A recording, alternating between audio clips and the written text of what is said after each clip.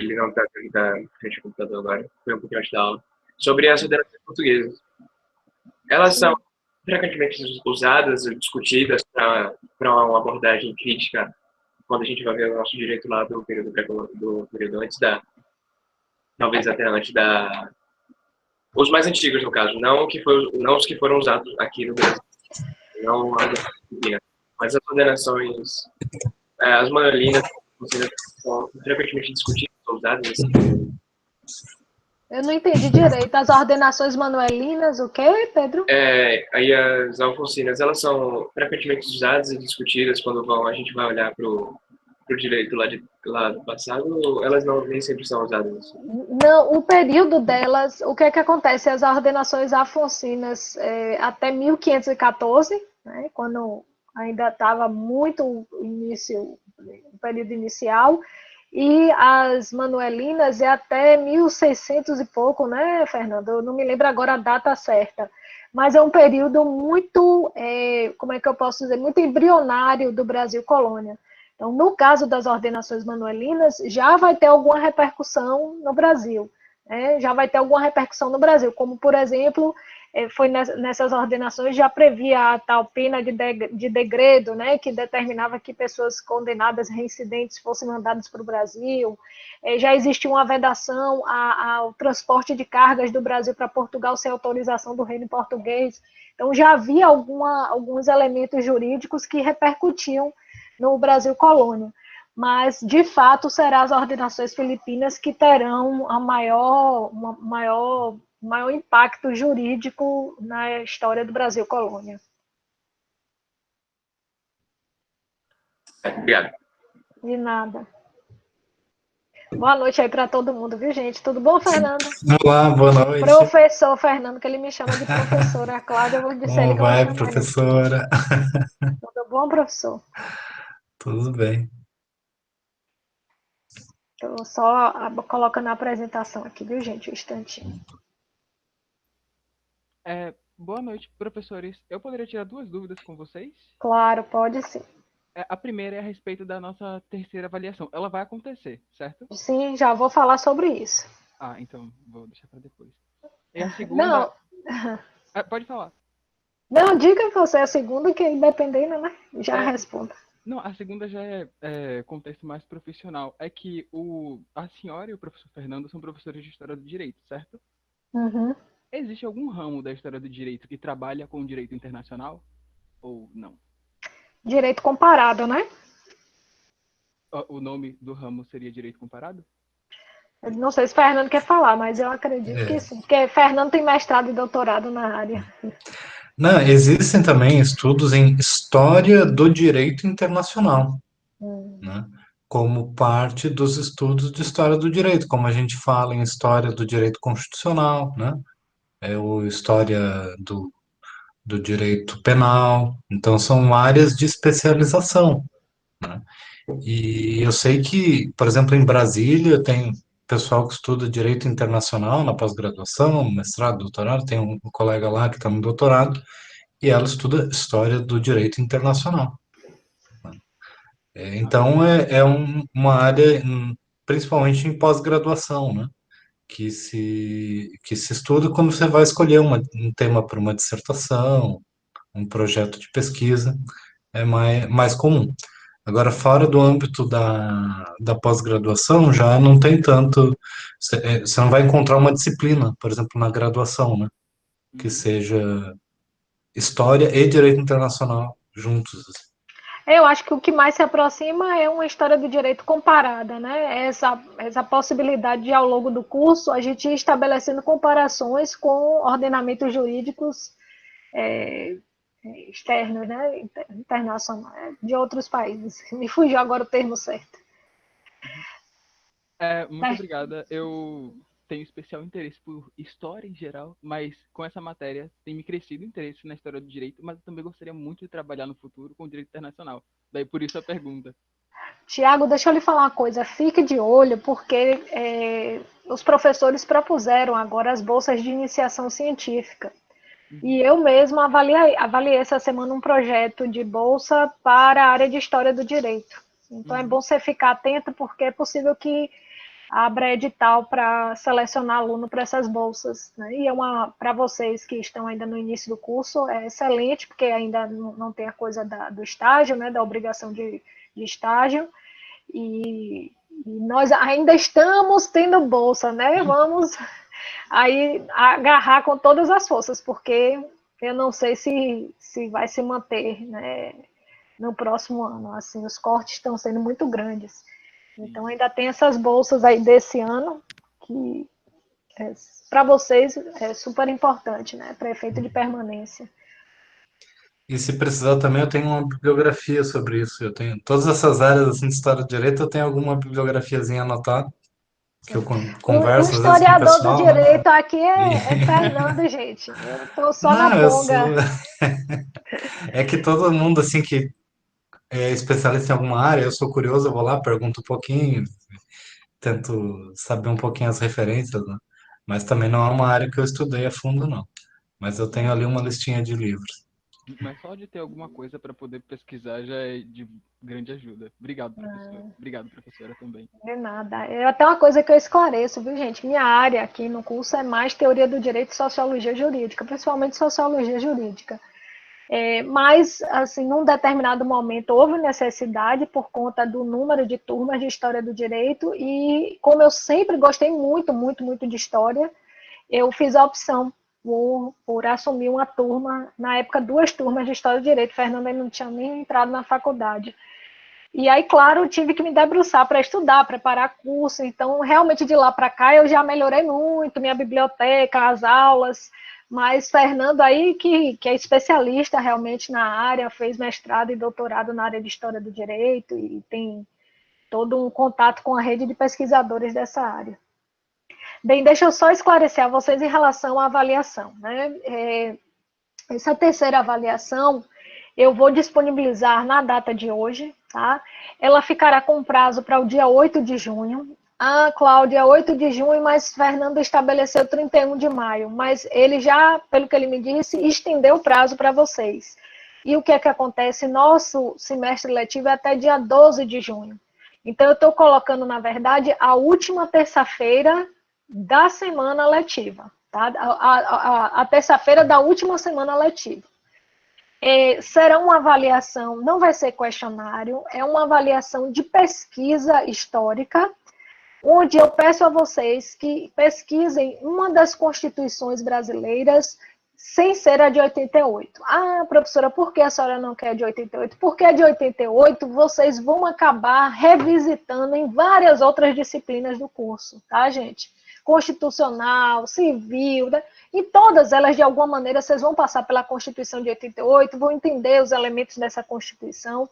Então, realmente, o momento de vocês terem a oportunidade de conhecer um pouco do histórico das constituições federais é aqui nessa disciplina. Então, a avaliação, né, essa atividade vai ser uma atividade de pesquisa histórica, onde vocês irão escolher uma das constituições. Tem constituição para todo gosto, né, porque são 7, tirando a atual, são 6 para vocês escolherem uma delas para trabalhar. E na avaliação eu estabeleço os critérios, né? O que é esperado de vocês? Uma escolha, determinação de período, a indicação de qual a estrutura política da Constituição, quais os elementos caracterizadores, quais são as principais normas, que repercussões essa Constituição produziu fora, né, da própria, né, as repercussões infraconstitucionais. Então, está tudo explicado na avaliação, elencado letra A, B, C, eu acho que são 4 elementos que eu peço a vocês que sejam trabalhados nessa pesquisa, tá? Antecipa a vocês, porque vocês podem dizer, professora, mas a gente não está tendo acesso à biblioteca. Não é necessário, tá, gente? Existem inúmeras bibliotecas digitais disponíveis a vocês, inclusive as bibliotecas da Câmara e do Senado. Inclusive, no STF, se vocês quiserem... Ah, professora, eu vi que na biblioteca do STF tem um livro que é ótimo sobre isso. Você manda um e-mail, eles digitalizam e mandam para seu e-mail. Eles têm um serviço personalizado de atendimento na biblioteca deles. Inclusive, se vocês não sabiam, já sabem agora. Então, há muita fonte de pesquisa disponível para vocês, tá? fica a critério de vocês. Eu quero que vocês, o que eu peço a vocês é que tenham atenção em fazer uma pesquisa cuidadosa, e não fazer transcrição de coisas de internet. Nós, enquanto docentes, a gente identifica quando há uma transcrição literal, porque a linguagem, o estilo de redação, né, a concatenação lógica entre o que você escreveu, então tenham todo esse cuidado, porque é uma atividade que é para acrescentar para vocês, né? É para acrescentar para vocês. Nós estamos partindo da premissa de que a pesquisa será feita na internet. Agora, não significa que o aluno precisa literalmente copiar o que está na internet, tá? Alguma dúvida? Eu acredito que eventuais dúvidas vão surgir a partir do momento que a gente colocar lá no sistema, mas assim, eu acredito, eu até vou abrir aqui para... só um instantinho. Eu tinha fechado o documento só para poder dizer a vocês os elementos que estão sendo solicitados, viu? Pronto, aqui, ó. O aluno deverá realizar pesquisa histórica apresentando análise de uma das constituições brasileiras, exceto a atual, de 1988. Nesta pesquisa, o aluno deverá indicar qual Constituição servirá de fonte, apontando seu período de vigência e também, letra A definição do caráter político da Constituição Federal. Letra B, indicar os principais elementos caracterizadores e as normas constitucionais mais relevantes. E letra C, descrever as principais repercussões infraconstitucionais. Na sua resposta, o aluno deverá necessariamente indicar cada um dos itens de pesquisa solicitados. O que é que eu estou querendo dizer com isso? Eu peço a vocês que coloquem letra A, letra B e letra C, porque isso facilita a gente na hora da correção de identificar o que foi respondido por cada um de vocês. Alguma dúvida? Então, não precisa ser em formato de artigo, não, né? É resposta direta à quesitação, é isso? Veja, não é um artigo de história do direito, não. É uma resposta, né, indicando as letras que estão sendo solicitadas. Agora, não é também, eu não vi nem quem foi que perguntou, não é também uma coisa para, né, ser feita de maneira muito sintética, tá? O que a gente espera é realmente um trabalho mínimo de pesquisa da parte de vocês. Oi, Marcos. A resposta é no ambiente? A resposta vai ser dada no ambiente? No ambiente, no Moodle? Sim, vocês vão anexar no Moodle. Eu hoje vou colocar, acabando a aula aqui, eu já vou colocar lá e abrir aquele prazo para poder vocês colocarem. Professora, complementando a pergunta do colega, porque geralmente a gente faz no Docs, né? Então a gente vai precisar mandar o documento. Tá me ouvindo? Tô. Não. Então a gente vai só...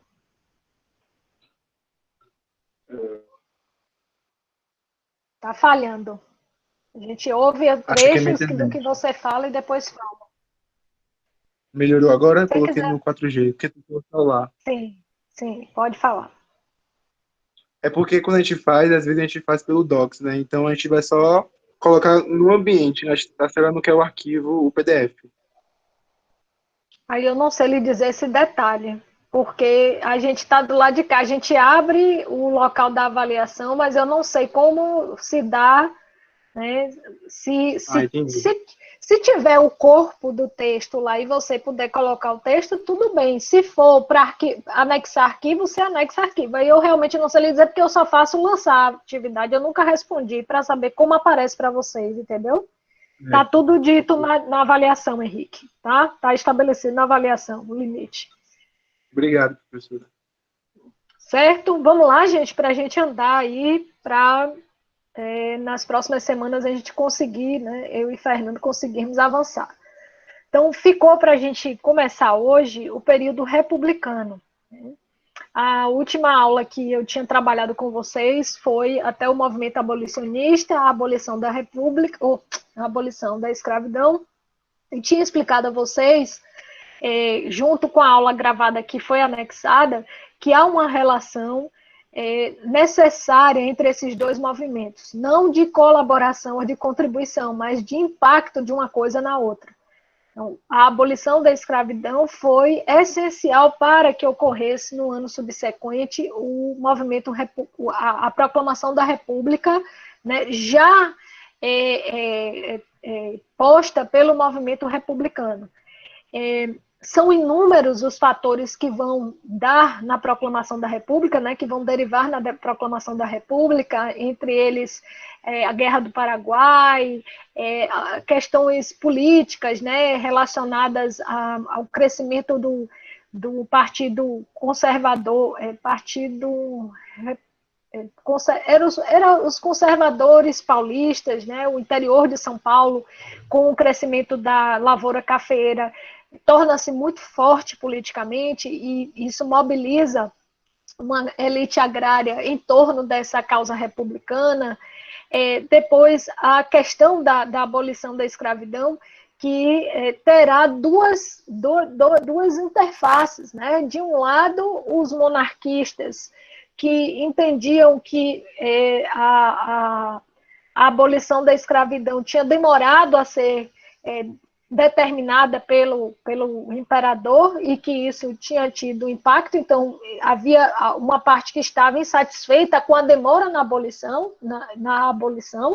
e uma outra parte que estava insatisfeita com a abolição, né? Uma parte que entendia que o processo tinha se dado, primeiro, que não queria a própria abolição da escravidão, e em ocorrendo, achava que tinha sido de maneira equivocada, porque não foi estabelecido nenhum critério de indenização àqueles senhores de terra que eram proprietários de escravos. Então, se formou, de fato, um ambiente que não favorecia a permanência da monarquia. Também existia uma questão familiar, né? O Dom Pedro II tinha perdido 3 filhos homens, um morreu criança, um morreu na guerra não me lembro se foi a Guerra do Paraguai.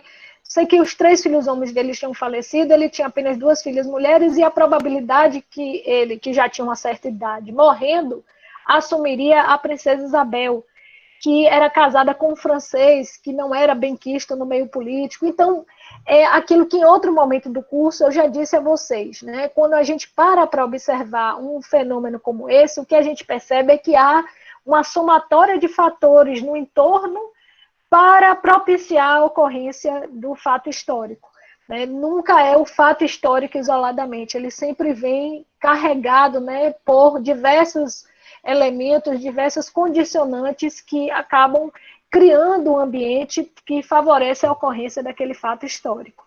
Então, certo é que com o apoio político dessa elite cafeeira, né, com o apoio político de uma elite intelectual que também era a favor da causa republicana, e juntando com uma insatisfação dos militares, se determinou o contexto para a proclamação da República. A proclamação da República é um golpe militar, né?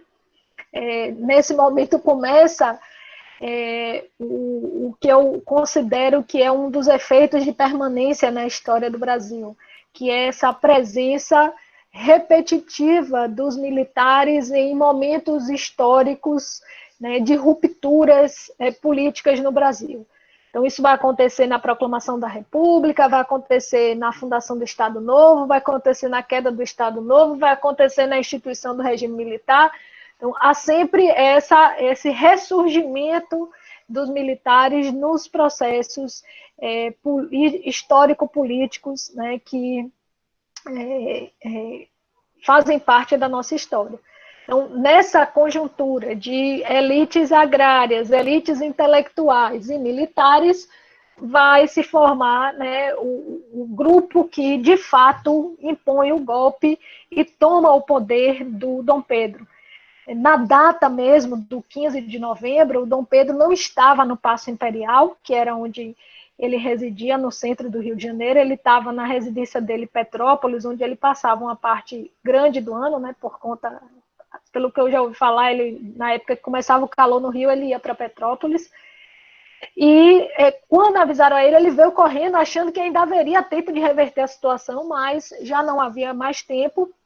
Não só o governo dele tinha sido derrubado, como já havia sido proclamada, né, factualmente a República. No dia 15 de novembro à tarde ainda se faz um documento determinando a criação dos Estados Unidos do Brasil, né, a República, a instituição do período republicano.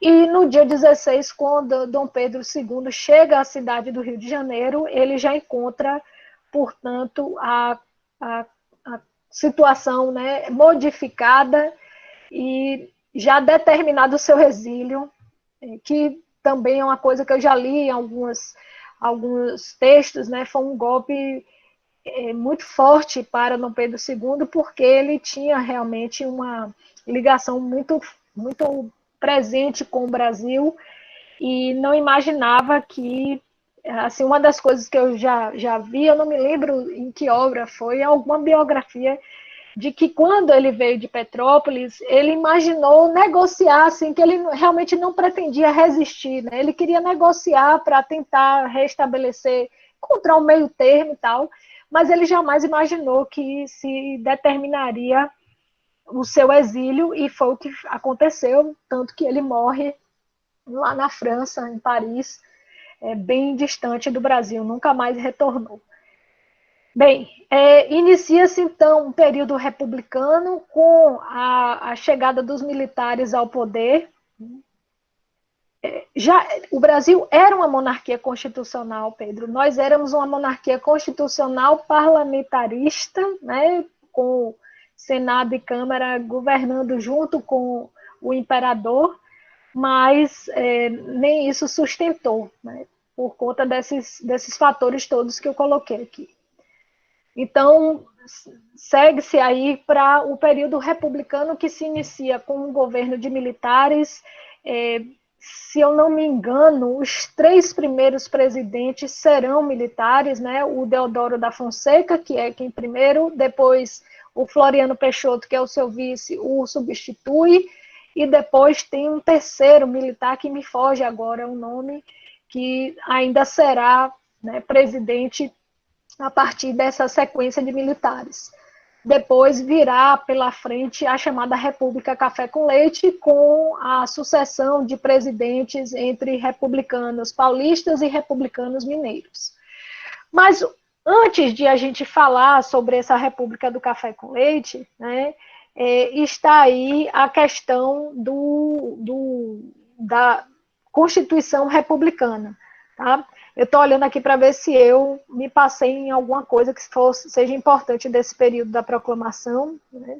Mas falei, né, basicamente de tudo. Uma coisa que talvez seria bom eu ressaltar aqui, que eu não coloquei, também a influência do que havia acontecido nos Estados Unidos. Até o próprio nome Estados Unidos do Brasil vem dessa influência do fator histórico Estados Unidos no Brasil. Eu me distraí porque o Tiago colocou, mas o Tiago, eu acho que eu não estou errada não, viu? Depois eu confiro isso, mas eu acho que tem um terceiro depois do Floriano Peixoto. Também não muda muito. O que importa é a gente entender que esse princípio, né, ele será de governos militares, depois vai se suceder a elite agrária, né, que vai passar a ascender ao poder. Sim, mas que eu estava dizendo, um outro fator também que acabei me passando foi essa influência do que havia acontecido nos Estados Unidos, com a Guerra da Secessão, com a independência dos Estados Unidos, a formação de um modelo federativo. Então, isso vai ser muito importante para o que irá acontecer no Brasil, assim, como modelo que tenta ser seguido por quem está, né, nessa questão do período republicano. Sim, e as ideias positivistas, eu estou colocando aqui, que também terão força, principalmente entre os militares, né? Os militares haviam participado da Guerra do Paraguai, e uma das coisas que se diz é que o contato deles com os regimes políticos desses países sul-americanos, né, não só o Paraguai, mas outros por onde eles tiveram contato, e também a reunião desses militares durante a guerra propiciou a propagação das ideias positivistas, e isso também vai influenciar o movimento republicano. Então, são coisas também que são importantes de serem colocadas. Também, alguns autores chamam a atenção para o fato de que é um período onde com o crescimento da lavoura cafeeira, é um período de expansão econômica no Brasil. E o que é que acontece? Há uma expansão econômica, um desenvolvimento de setores econômicos que até então não eram ativos no Brasil, né? E um governo que não correspondia a isso. Então, o governo monarquista não respondia a essa demanda, né, de um Estado que interagisse com essas novas lógicas da economia brasileira, né, o surgimento de novas culturas, a formação de um comércio internacional forte, a introdução, né, de um sistema financeiro mais plural no Brasil, não deixou de ser só começava a surgir outros bancos, né, voltados para essa elite agrária. Então, havia um ambiente de expansão econômica que não encontrava no Estado monarquista uma resposta pública. E isso também gera uma demanda pela proclamação da República, compreendendo-se que com o modelo republicano haveria uma agilidade maior do Estado para interagir com essa lógica do Brasil. Uma das coisas que eu me lembro que reaparece, né, no Brasil, é essa coisa assim de querer ser um país que adere ao liberalismo, né? Que adere ao liberalismo, que adere às causas, aos ideais liberais.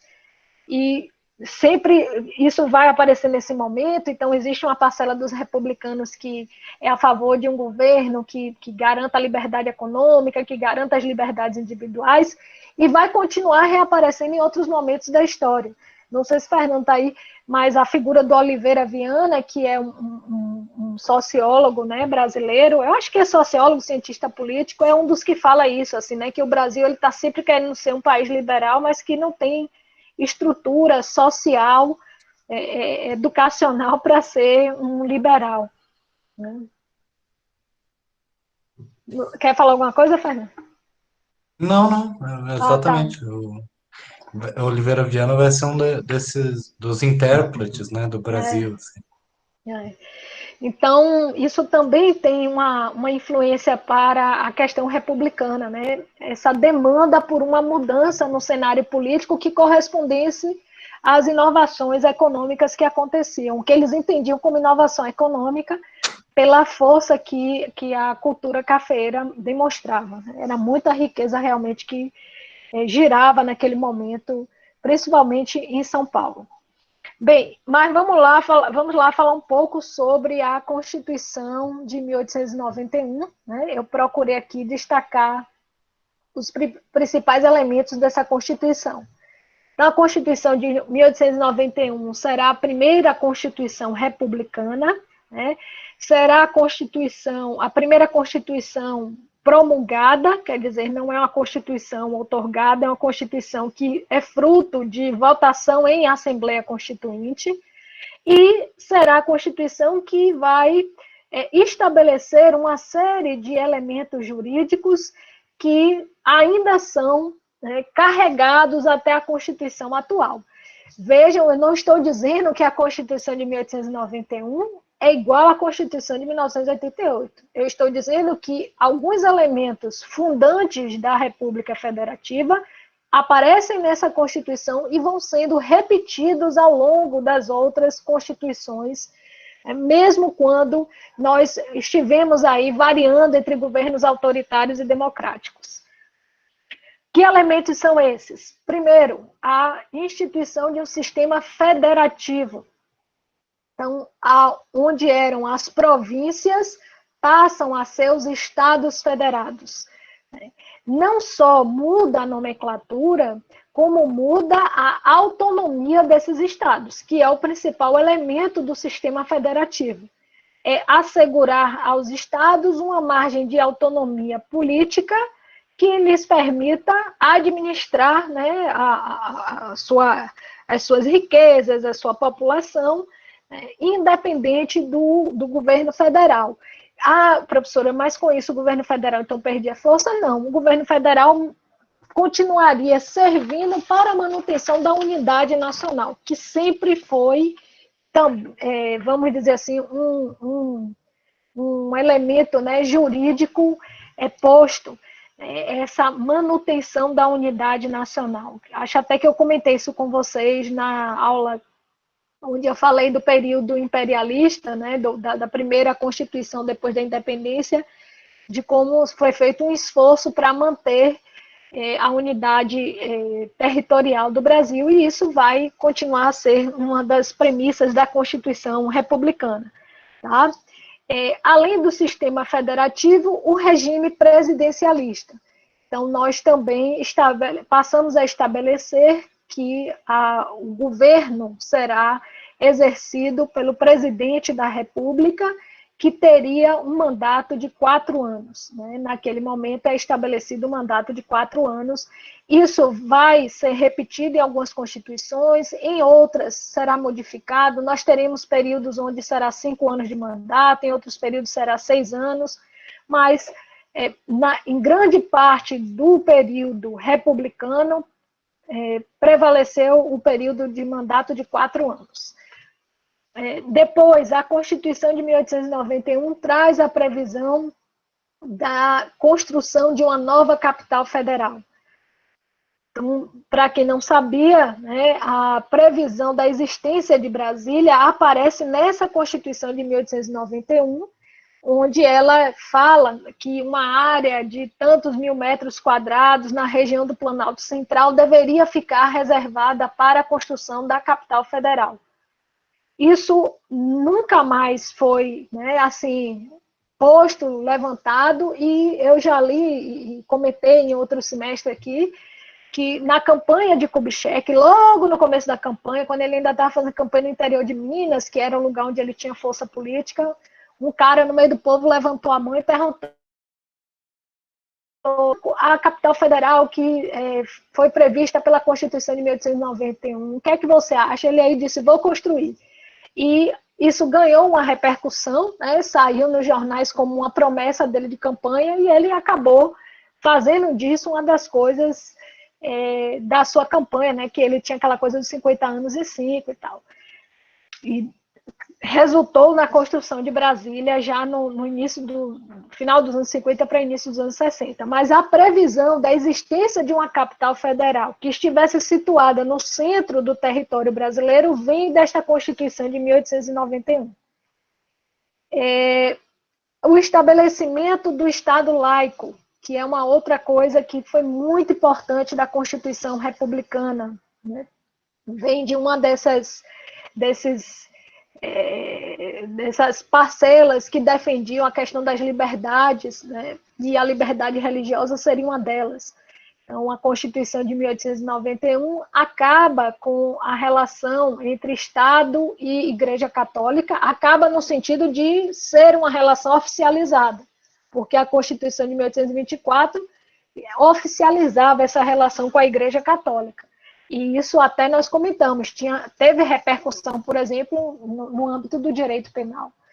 Com a Constituição de 1891 se fixa a laicidade do Estado, ou seja, o Estado não tem nenhuma religião oficial, embora, né, a religião católica continuou a ser a religião mais praticada no Brasil, e até hoje eu ainda acho que a maioria da população, em termos de aderir a uma religião, a maioria ainda aponta a religião católica. Pelo menos até uns 5, 6 anos atrás, eu vi que nós éramos o segundo país com maior número de fiéis católicos no mundo, né? O primeiro, o México, nós somos o segundo. Questão do princípio da isonomia, né, que também vem previsto na Constituição de 1891. Por que isso é importante? Porque uma das consequências da previsão deste princípio da isonomia foi a extinção dos títulos da nobreza, né? Os títulos nobiliárquicos, que tinham sido dados pelo imperador tanto Dom Pedro I quanto Dom Pedro II. Foi uma das formas que o imperador no Brasil encontrou de agradar essas elites que estavam no entorno deles. Muitas vezes, por não ter formas financeiras de compensar, porque já se tratavam de pessoas muito ricas, a maneira que se encontrava de agradar era dando títulos nobiliárquicos a essas pessoas. Então, muita gente teve título de visconde, de barão, né? E com a Constituição de 1891 se extinguiu esses títulos nobiliárquicos a partir do princípio da isonomia. Oi, alguém levantou a mão? Ô, Cláudio, boa noite, tudo bem? Tudo bom, Eudes? Tudo bom, Eudes? Tudo bem. Na verdade, é uma dúvida que eu tenho, né? Porque eu acredito que em um período antes, a Igreja Católica ela tinha aquele poder de produção de certidões, né? Se eu não estiver enganado, certidão de nascimento, certidão de casamento, e parece que nesse período também a igreja parou né? Ela foi barrada aí no bairro e deixou de fazer esse papel. Eu não sei lhe dizer em que momento exato, mas é bem provável que sim, primeiro pelo estabelecimento da laicidade do Estado, e segundo porque se passou a estruturar melhor esses serviços, né? Mas, de fato, durante todo o período imperial, até cheguei a falar isso, mas eu falei bem no finalzinho da aula passada, a coisa das paróquias como sendo a fonte de registro de nascimento e morte, e também de controle dos processos eleitorais, né? Era a partir delas que se tinha uma lista de quem era eleitor, né? Você quer falar alguma coisa, Fernando? Não, exatamente isso, concordando só. Eu não sei o período exato em que se cria os cartórios. Agora, uma coisa que eu sei, e até Fernando comentou isso na aula dele, é que esses cartórios também eles viraram um mecanismo de benefício, né, Fernando? Você comentou isso na sua aula, não foi? Ou eu estou enganada? Isso. Quando... Não sei se foi o Padre Vieira, eu não lembro agora qual que era o personagem que depois de prestar serviço ao rei de Portugal, né, o rei disse, o que eu posso te recompensar? E ele é um cartório no Brasil, né? O cartório no Brasil era uma moeda de troca para serviços prestados ao Estado, né?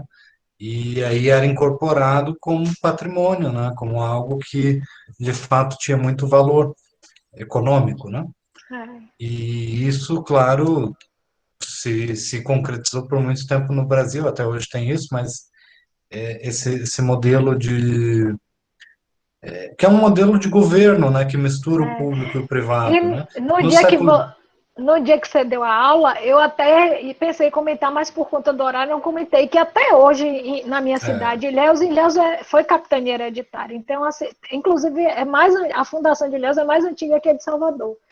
E até hoje, lá em Ilhéus, meus pais fazem referência assim, não, está no cartório de tal pessoa, né? Que tinha 2, 3 cartórios na cidade. Isso. Então, um deles era de Sabarreto, todo mundo dizia, está no cartório de Sabarreto, está registrado. Até hoje a referência é pelo dono do cartório, né? Pessoal. E quer dizer, até as coletorias de tributos eram assim. Se você olhar no século XIX, tanto os cargos de alfândega foram um dos primeiros a ser assim estatizados, porque a alfândega, principalmente no Rio de Janeiro, né, e depois em Santos, tinha bastante interesse da cobrança dos tributos de exportação, importação, né? Então esse foi um dos primeiros cargos que foi assim burocratizado. Mas várias coletorias de tributos eram feitas por particulares que pagavam o direito de coletar os tributos e aí pagava para o governo essa licença e aí coletava os tributos para si, né? Um sistema assim.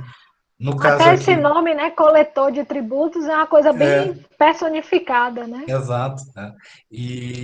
E aí, no caso da igreja, eu acho que eu comentei alguma coisa também numa outra aula sobre essa questão do registro civil, que, no caso, como no Império não era laico, havia uma mistura, né? Uma mistura administrativa também. De certa forma, os padres, eles tinham uma função pública, né? Então, isso significa que muitos registros de nascimento, casamento, óbito, tudo isso estava nos arquivos da igreja. E isso causou uma ruptura, digamos assim, porque quando existe a proclamação da República, o Estado brasileiro não tem imediatamente uma estrutura para substituir isso. Então, continua acontecendo, né? Até fui pesquisar, assim, de descendentes, meus antepassados, foi encontrar nas igrejas, né? Nos registros de igreja, não nos cartórios. Porque por muito tempo, principalmente no interior, as igrejas, né, continuaram sendo o mais próximo da estrutura oficial, digamos assim, de governo na vida das pessoas. E como tinha a coisa do batismo, né, também É, certamente era uma forma de controle, né, de controle. Alguém tinha outra pessoa, acho que tinha levantado a mão, ou foi impressão minha? Fui eu. Ah, diga aí, Thiago. Eu tenho uma dúvida a respeito do início da Primeira República, que eu recentemente estava assistindo um documentário e eu percebi que a maioria dos presidentes eram advogados e oriundos da mesma Faculdade de São Paulo. Eu quero saber se tinha algum movimento atual nesse sentido, em relação à faculdade com relação jurídica do país, tendo em vista que tinham, muitos dos alunos daquela faculdade se tornaram presidentes. Não, aí entram duas coisas, né, Tiago? Primeiro que não existia um grande número de faculdades no Brasil, você tinha poucas faculdades, e a de São Paulo é a das mais antigas, né? Recife, Olinda, né, que hoje é de Recife, e São Paulo foram as duas primeiras. No início do século XX, você, daqui mesmo, de Salvador, da Bahia, de 1910, se eu não me engano, né? Nós completamos agora 130 anos, então, façam aí as contas. Me fugiu agora. 1891. Bem, eu não estou conseguindo fazer a conta, mas assim, não existia um grande número de faculdades de direito. Então, isso é um primeiro fator. E o segundo fator é a questão, como eu disse, da cultura cafeeira, né? Então, é onde estavam concentrados, nesse momento, os mais poderosos, né, os mais ricos, os que tinham maior influência eram no estado de São Paulo. E não por acaso essa coincidência. Tanto que tem uns dias que eu estava dando uma revisada para essa aula, eu fui olhar quando começa a coisa do revezamento entre São Paulo e Minas, e primeiro tem os três, se eu não me engano, os três presidentes que são paulistas, para depois você ter o Afonso Pena mineiro. Então, o que demonstra que mesmo nessa lógica da República, o São Paulo sempre teve uma posição mais poderosa, mais forte frente às demais potências, né, do Estado brasileiro que disputavam nesse momento. Tá? Então, é por isso. Continuando aí, né, eu coloquei a questão do princípio da isonomia, depois a questão da criação em termos de estrutura do judiciário, uma coisa que eu acho que é importante de se saber, foi uma das áreas onde não se mexeu muito, porque o judiciário não se intrometeu neste processo de proclamação da República, nem a favor nem contra. Então isso favoreceu que os republicanos, ao chegarem ao poder, não mexessem significativamente em nada do judiciário. O que houve foi a criação da Justiça Federal, né, porque a partir do momento que se criou os Estados-membros, se diferenciou essa coisa das justiças que antes eram provinciais, passaram a ser justiças dos estados, e aí se cria uma justiça para responder pelas questões, né, nacionais, federais, e o Supremo Tribunal Federal, que nós vimos, né, na Constituição de 1824, havia sido criado o Supremo Tribunal de Justiça, né, e altera-se, modifica-se para o Supremo Tribunal Federal com uma estrutura semelhante, para não dizer idêntica de hoje. Né? Os requisitos eram os mesmos, mais de 35 anos, notável saber jurídico, conduta ilibada, com aquele detalhe que eu acredito que vocês já devam saber, de que não é exigido a formação jurídica, embora na história do Supremo Tribunal Federal somente um ministro até hoje foi ministro sem ser bacharel em direito, todos os demais eram bacharéis em direito, mas de fato a Constituição atual e essa Constituição republicana não previam essa exigência, E um outro detalhe importante, nesta Constituição de 1891, não havia vedação à participação político-partidária de ministros do Supremo Tribunal Federal. Então, também houve essa transição, né, de ministros do Supremo Tribunal Federal que foram candidatos, ou candidatos que foram ministros do Supremo, o que posteriormente vem a ser modificado. Mas, no geral, a estrutura de nomeação é semelhante à de hoje. Escolha do presidente da República, né, com os critérios iguais ao de hoje. Uma coisa que eu acho que é importante, né, não posso dizer a vocês com certeza que é a única, mas certamente é uma das poucas instituições que sobreviveram a todo o período republicano. Porque a grande maioria das instituições públicas ou foram sendo, né, fechadas, eliminadas, ou foram sendo interrompidas, assim, né, suspensas durante um período. Não sei se estou me fazendo entender, né? Instituições que existiam e deixaram de existir, ou instituições que durante determinados períodos foram excluídas do processo, né? As atividades foram suspensas, foram interrompidas. O Supremo Tribunal Federal é talvez a única, ou uma das únicas instituições que esteve presente em todo o período republicano, ainda que nos períodos onde nós estivemos sob regimes autoritários, com uma forte influência no funcionamento do STF.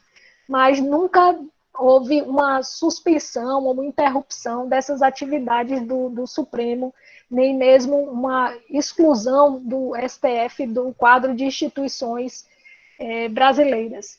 E isso, na minha opinião, tem uma importância para se compreender o que significa o Supremo em termos de fio histórico, né? É uma instituição que carrega essa trajetória histórica do Brasil, certo? Continuando aí, a elaboração de um sistema tributário. Então, também, desde o período colonial, havia a fixação de tributos, principalmente tributos que eram cobrados a partir da circulação de riquezas em território nacional. Mas não havia uma estruturação da destinação desses tributos. Tanto no período colonial como no período imperial, isso estava concentrado nas mãos do governo federal, no caso, né, do governo de quem estava à frente do país. E este governo decidia como, né, se dava uma distribuição de verbas, como se estabelecia essa relação com o que hoje são chamados de estados e eram as províncias. Com a Constituição de 1891, se cria um sistema tributário onde é fixado, tributos federais e tributos estaduais. Então, se cria uma estrutura de tributos e, portanto, de capacitação orçamentária para a União e os estados federados. Professor, e tributos municipais não são criados? Não são criados. Né? O que a Constituição de 1891 faz é determinar que cada Estado-membro vai escolher quais fontes desses tributos deverão ser repassadas aos municípios. Então, há a previsão de um repasse orçamentário para os municípios, mas não há a previsão de tributos municipais. Isso vai aparecer mais na frente, nos anos 40, né, quando há uma reforma tributária que vai prever esse sistema de tributos para os municípios. Tá? Hoje vocês devem saber, né, nós temos tributos federais, estaduais e municipais. IPTU, ISS, Imposto de Transmissão Intervivos, no estado você tem ICMS, você tem PVA, então cada ente federativo tem suas fontes orçamentárias provenientes de tributos, e isso está também determinado pela Constituição. Por que isso tem importância, gente? Pode parecer apenas a menção à existência dos tributos, mas isso tem importância porque isso garantia, né, ou deveria, pelo menos, garantir uma margem mínima de autonomia para esses estados. né? A partir do momento que havia uma capacidade orçamentária destinada constitucionalmente, deveria garantir uma margem mínima de autonomia. Por que eu estou dizendo deveria? Porque, na prática, os governos estaduais continuavam ainda muito subservientes, né, ao governo federal, e os municípios subservientes aos governos estaduais. A lógica da política coronelista vem em parte, inclusive, disso. Até aqui, tudo bem, gente? Alguma dúvida, alguma coisa que vocês queiram perguntar?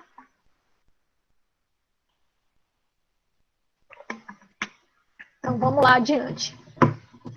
Código Civil de 1916. Então, após a proclamação da República e o estabelecimento do modelo republicano, ressurge com toda a força a necessidade de se ter um Código Civil.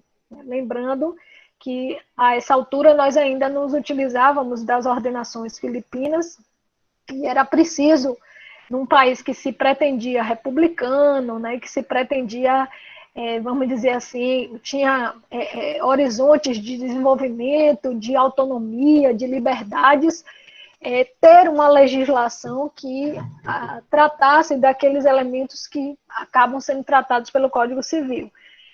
E essa demanda ressurge já nos anos 1890, no final dessa década de 1890, o governo brasileiro contrata o Clóvis Bevilacqua para que ele elaborasse um novo projeto de Código Civil. Clóvis Bevilacqua era um jurista cearense muito preparado, né, o que todos falam, assim, não só pelo resultado do que saiu do Código Civil, mas pela figura dele. E ele é contratado para elaborar esse projeto. Ele o faz dessa maneira, num período novamente curto, e a demora, né, porque vocês podem perguntar assim, professora, a senhora disse que é no final dos anos 1890, como é que só em 1916 que vai ter o Código Civil? A demora será no Legislativo, no momento em que o projeto é encaminhado para o Poder Legislativo para ser discutido, isso vai demorar a sair por conta das inúmeras áreas que o Código Civil trata, né? O Código Civil alcança várias esferas da existência humana e levou a haver um debate e, obviamente, uma disputa de interesses. Afinal de contas, entre outras coisas, o Código Civil, desculpem, né, gente? O Código Civil trata do regime de propriedade. Então, nessa ordem de debates, vai se estender e somente em 1916 o Brasil passa a ter finalmente o seu Código Civil. Embora esse texto do Código Civil seja um texto muito festejado, porque, enfim, o Brasil vamos dizer assim, se desvencilhava de uma dependência jurídica de Portugal, né? O texto do Código Civil, ele vem reproduzindo várias questões típicas da sociedade brasileira que não foram superadas e dificilmente seriam, porque quem estava no Legislativo o Legislativo era formado majoritariamente por duas coisas, elites agrárias e elites intelectuais. Não tinha nenhuma representação popular nesse Legislativo. E o que saiu do Código Civil realmente é um produto desse Legislativo. É um código bastante conservador no que se referia ao direito de propriedade, não mexe em nada do direito de propriedade, mantém o caráter absoluto, mantém a proteção, né, sobre a possibilidade do direito de defesa dessa propriedade. No âmbito do direito de família, um código essencialmente patriarcalista, né, centrado na figura do homem. Quem tiver curiosidade, pegue o capítulo de direito de família do Código de 16 para vocês verem, assim, coisas que hoje parecem absurdas, mas que vigoraram, né, estiveram em vigência no Brasil até aí o final do século XX, tá?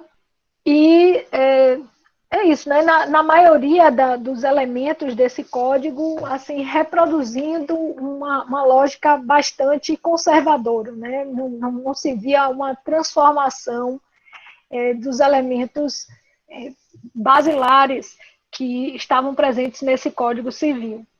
E, repito, não era, quando eu digo assim, não era para ser, não era que nós desejássemos, não, mas eu estou dizendo assim, considerando o que havia naquele momento, de quem é que estava à frente desse processo, quem é que estava tocando esse processo, dificilmente seria algo diferente disso, tá? Uma coisa, gente, que eu me esqueci de falar, e que eu acho que é importante, é ressaltar para vocês que a Constituição de 1891 teve a contribuição fundamental da figura de Rui Barbosa. Tá? Nesse momento da passagem para o Brasil republicano, Rui Barbosa será uma figura central. Desde o primeiro momento, ele está no governo republicano, então ele já é ministro da Fazenda logo no primeiro governo republicano, que era o intelectual que assim dominou, né, a elaboração, esteve sempre acompanhando a elaboração das principais legislações dessa primeira quadra do período republicano. Não só da Constituição de 1891, mas também de outras leis, a exemplo do Código Civil, do Código Penal, que também vão ter, de alguma forma, a participação do Rui Barbosa. Mas, em relação à Constituição de 1891, ele foi, assim, o redator, né, do projeto constitucional. O projeto constitucional foi de lavra dele, e é desse projeto que se aprova a Constituição de 1891. Inclusive, se fala muito que a Constituição de 1891 foi uma Constituição bem sintética, né, bem chuta, e que isso viria do estilo barbosiano, Rui Barbosiano, de escrita, espelhado também pela Constituição estadunidense, então ele buscou inspiração na Constituição dos Estados Unidos. Enfim, é realmente uma figura essencial para compreender essa Constituição republicana e o que vem a estar no entorno dela, no antes, no durante e no depois, né? As tentativas de revisão da Constituição, ele tenta mudar algumas coisas, sai vitorioso em algumas, perde em outras, mas ele será uma figura que estará sempre presente nas mudanças legislativas dessa primeira parte da República, no que é chamada de Primeira República. Tá? Alguém falou aí que ele foi candidato a... Eu não me lembro esse detalhe, não me lembro realmente. Não me lembro, mas eu sei assim, que ele foi uma figura de muita influência, né? Muita influência, aí o Pedro está dizendo que várias vezes, muita influência, né, nos processos legislativos desse período. Em relação ao Código Civil mesmo, ele desagradava a figura de Bevilacqua, né? Não sei exatamente porquê, mas não, meu querido, não faça essa comparação, né? Que com todas as restrições que a gente pode ter, Rui Barbosa está bem além da figura citada aí. Mas, aí, ó, hoje em dia, é uma boa aula que o pessoal já vai trazendo conteúdo para a gente durante a aula. Mas, ele, por exemplo, ele não agradava a ele, o Bevilacqua, né? Tentou aí alterar coisas. Então, ele é meio que uma eminência parda aí nesse período, estando sempre presente nos debates e nas discussões, tá?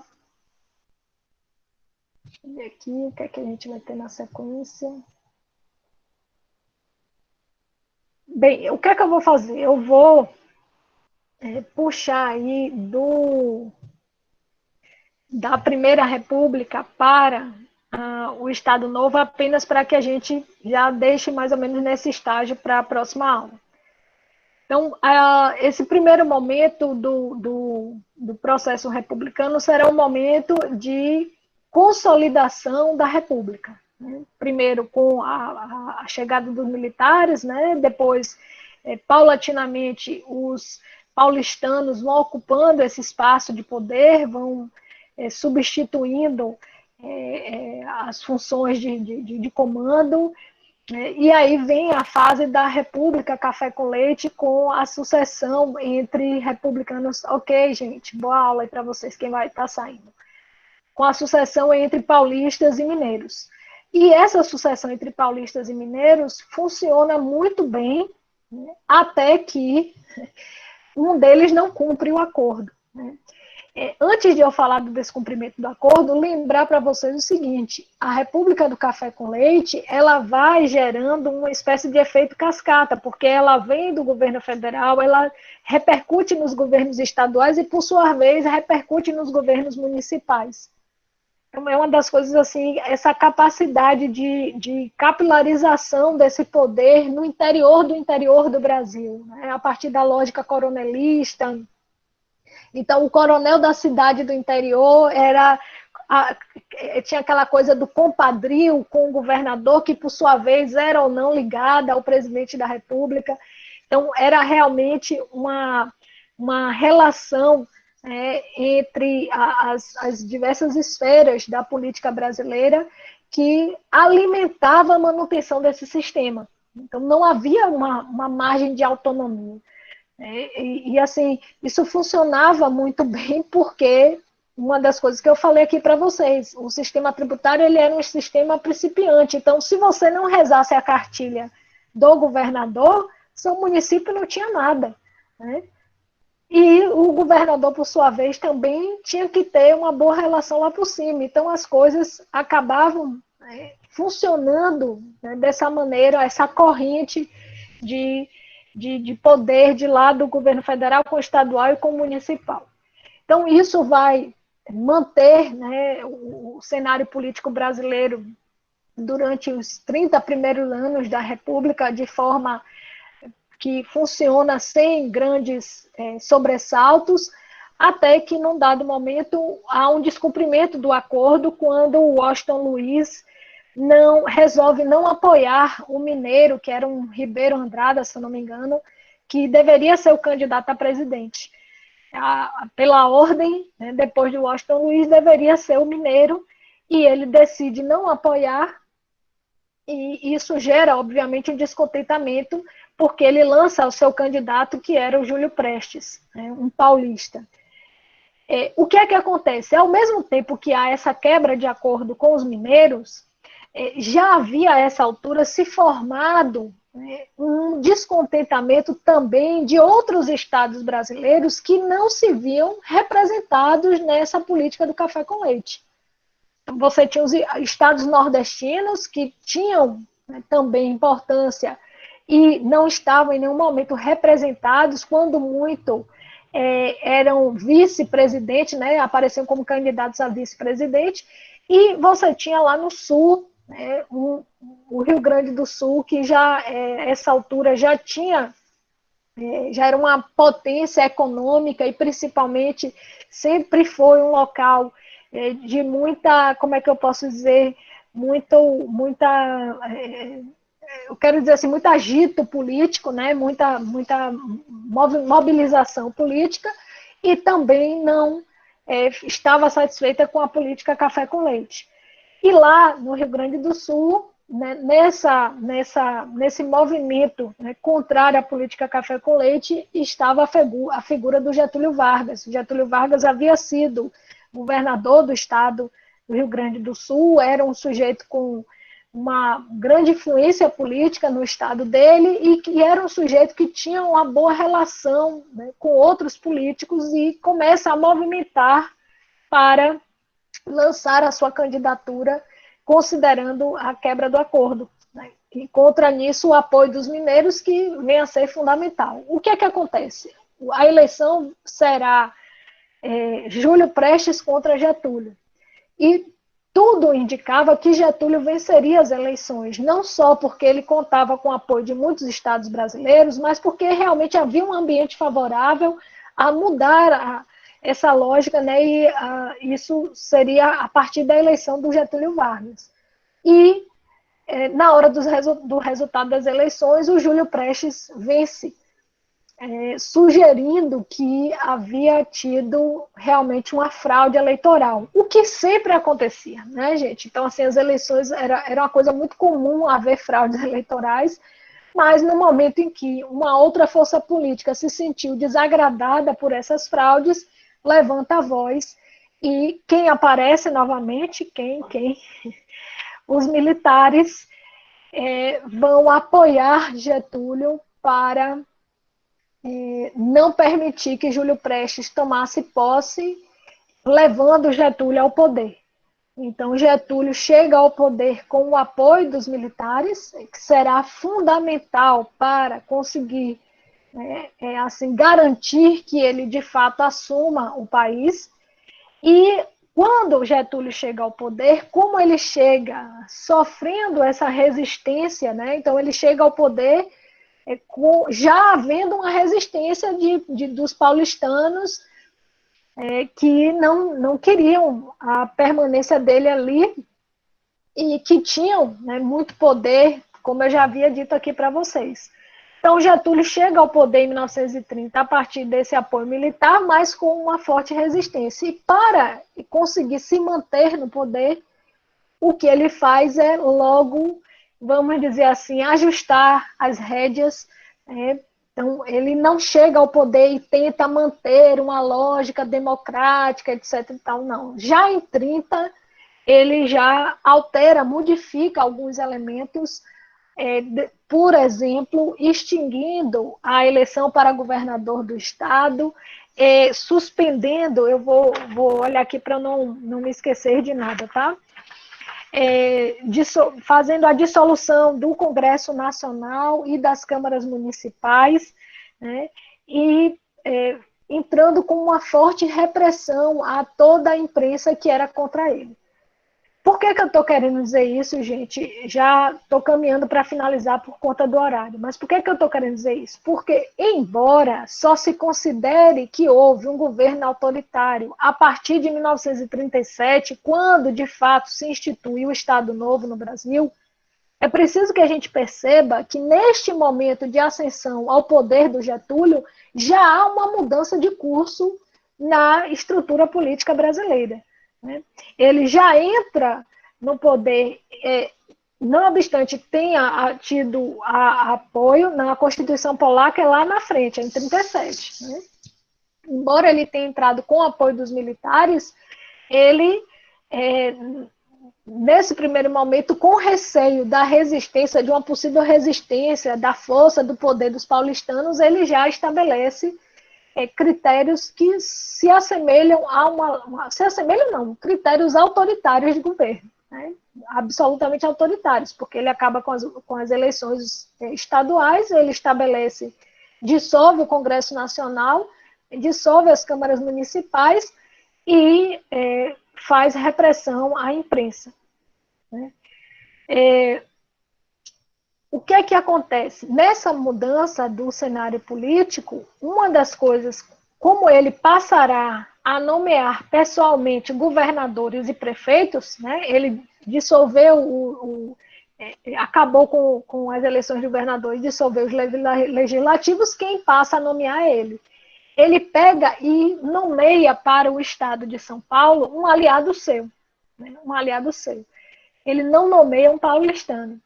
Imagine vocês, né, para os paulistanos que vinham, né, mandando e desmandando no país, que eram uma potência econômica, além de perder o governo, ainda ver um sujeito que não era das bases políticas do estado de São Paulo mandando no estado de São Paulo. Então aquilo acende a ira dos paulistanos e em 1932 você vai ter a chamada Revolução Constitucionalista.